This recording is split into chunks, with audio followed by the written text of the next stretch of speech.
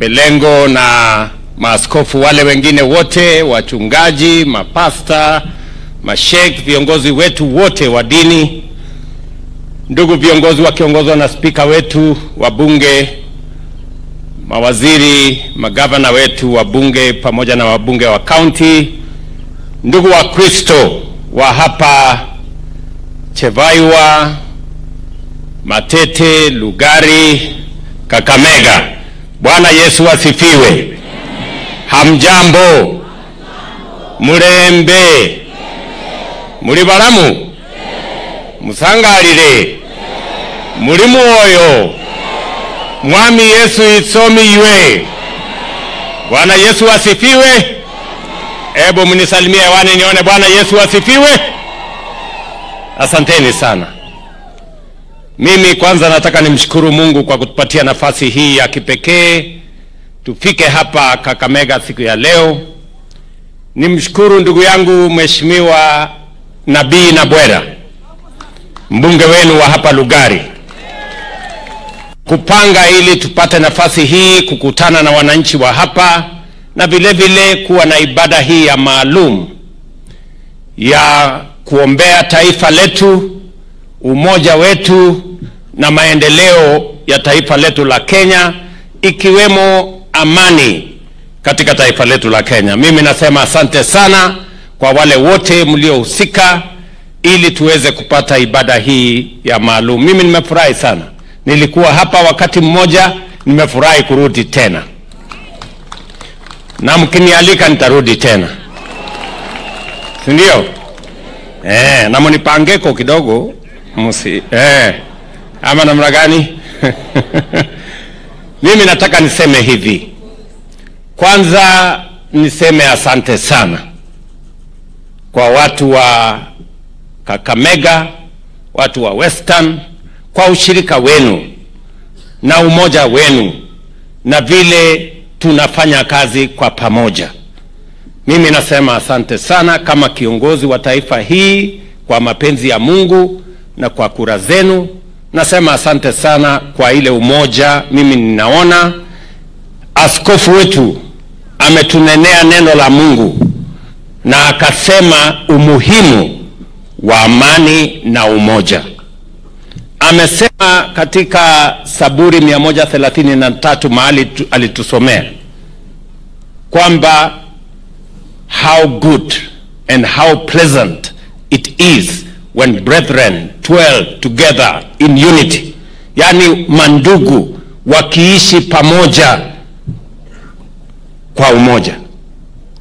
Na amesema mstari wa 3 kwamba katika umoja wa wananchi wa taifa, pale Mungu anaamurisha baraka. So tumeshukuru sana askofu.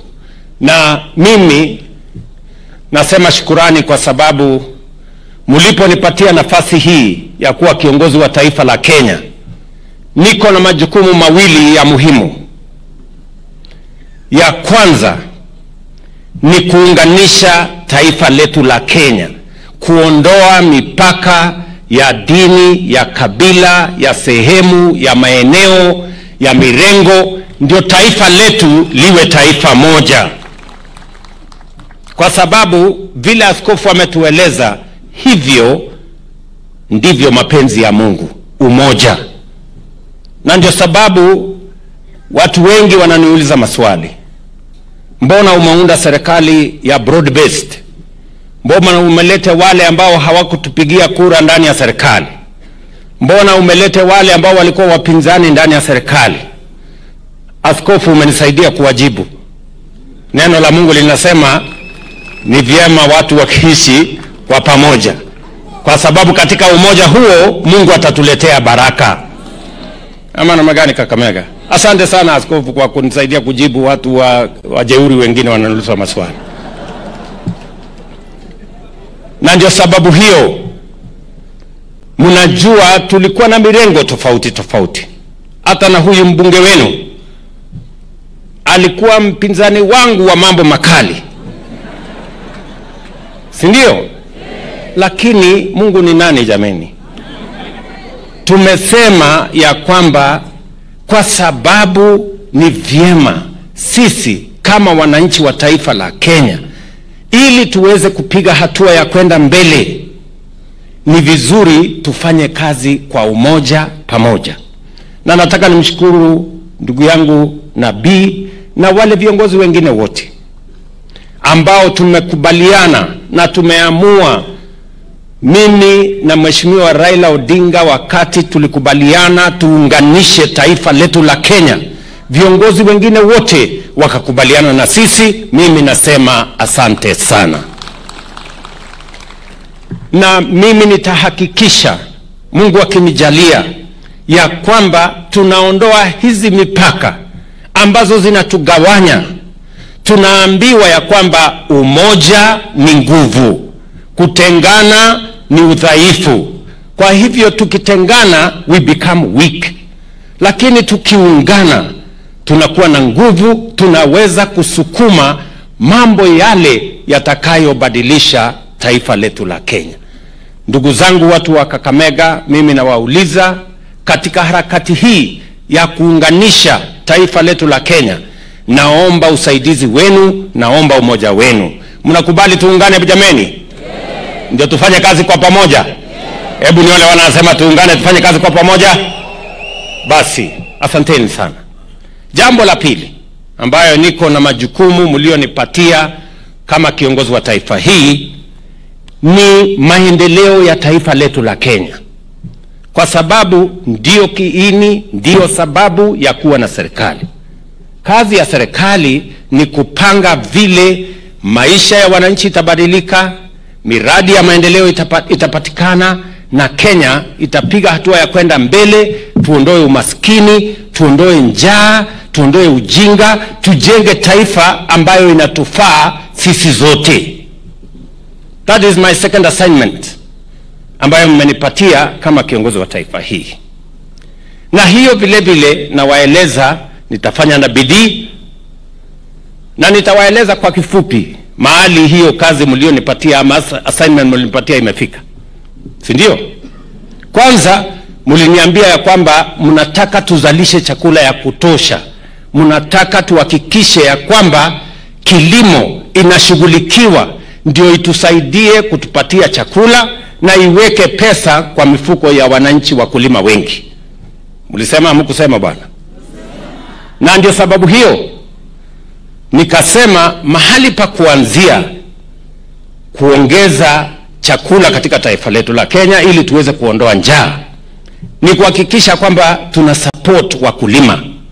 Na ndio sababu tukapunguza kama serikali gharama ya mbolea, tukahakikisha kuna mbegu ya kutosha ambayo imefanyiwa utafiti, na sababu hiyo ndio mnaona kilimo Kenya imebadilika.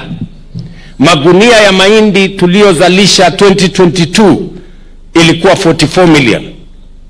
Magunia ya mahindi tuliozalisha mwaka uliopita ilikuwa 64 million. Nyinyi wenyewe mmesema na mnajionea kule mashambani, kwa mapenzi ya Mungu tuko na mvua ya kutosha, mmetumia mbolea ya kutosha.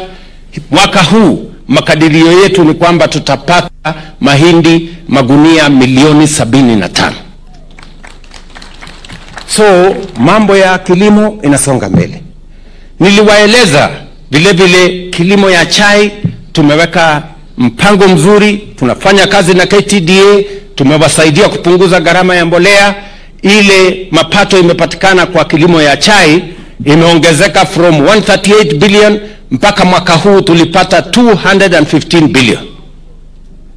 Nilikuja hapa Kakamega na nikawaeleza ya kwamba hii kilimo ya miwa ndio imeleta matatizo makubwa na kuongeza mambo ya umaskini sehemu hii ya Western Kenya. Ni kweli ama si kweli? Kwa sababu ilikuwa inasimamiwa vibaya. Watu wachache walikuwa wanafaidika. Mwananchi anapeleka miwa yake, anangojea miezi 6 hajalipwa. Ule mfanyikazi wa kampuni hajalipwa. Mwisho ni pesa ya serikali tunatafuta kuja kulipa mkulima ambaye hakulete miwa kwa serikali. Tunakuja kumlipa mfanyikazi ambaye hafanyi kazi kwa serikali. Hiyo ni ujinga ama si ujinga? Ni ujinga mkubwa sana. Sasa nikuulize wewe, mtu hajakufanyia kazi, unamlipa mshahara kwa njia gani? Na ndio nikasema mambo ni mangapi? Nilisema mambo ni matatu. Nilisema. Si ndio? Na wale wakora wote, sasa wale wajuaji walikuwa hapo. Sasa wameingia kwa laini namna hii. Hapa Mumias mahali ilikuwa miwa hailipwi, sasa miwa inalipwa kwa majira. Wafanyikazi wa Mumias hamujasikia kwamba hawajalipwa, wanalipwa ifika tarehe 25, 27 wanalipwa. Nilikuja hapa kupatiana bonus. Na hiyo ilikuwa kidogo. Mimi narudi hapa Disemba hapo Mumias kupatiana bonus mara 2 ile tulipatiana Januari mwaka huu. Hiyo maneno nimepeleka Nzoia. Kulikuwa na wajeuri sana kule. Nimepeleka hiyo Muhoroni. Nimepeleka hiyo maneno Chemelil. Mpaka imefika Suni. Hiyo mahali yote tumewafukuza wakora, tumewaondoa matapeli, na nimesema ya kwamba ile leasing program iko pale. Number 1, mkulima alipwe 10 days. Akipeleka miwa yake siku 10 awe amepata pesa yake. Mfanyikazi alipwe kama wafanyikazi wengine. Na Disemba vile vile mimi nakuja Nzoia kupatiana bonus. Mimi nitaenda Chemelil, mimi nitaenda Muhoroni, mimi nitaenda Soni.